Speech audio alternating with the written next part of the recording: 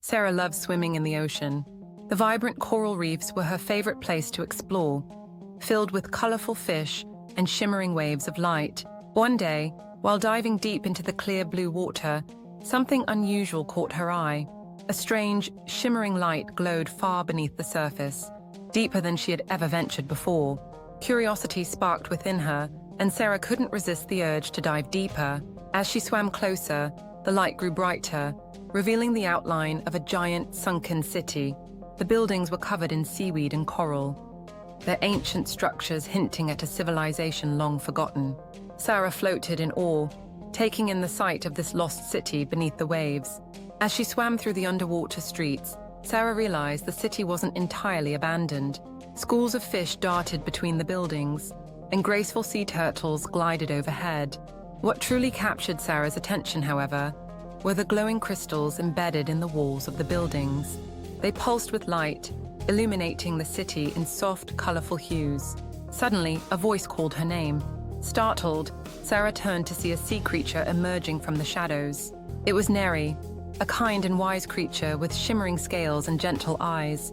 Neri explained that this sunken city had once been home to magical sea creatures, but a great storm had destroyed much of it, burying the city in sand and coral. "The crystals you see," Neri said, "hold the magic of the city, but their light has dimmed over time. Without them, our home remains lost to the ocean." Sara felt a deep desire to help. "What can I do?" she asked. Neri smiled. "If we gather the crystals and place them at the heart of the city, their magic will return, and the city will come alive once more." Without hesitation, Sara and Neri began collecting the glowing crystals. They swam through the streets, gathering each one with care. As they worked together, Sara felt a special connection with the ocean around her, as if she was part of something much bigger than herself. The sea creatures watched from the shadows, hopeful that their home could be restored. Once they had gathered all the crystals, Neri led Sara to the center of the city, where a large, ancient fountain stood. With great care, they placed the crystals around the base of the fountain.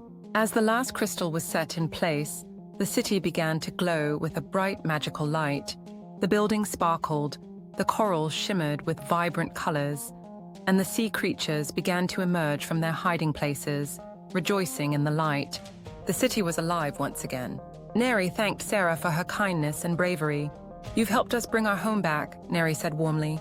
"The magic of the ocean will always be with you now." Sara smiled, her heart filled with joy.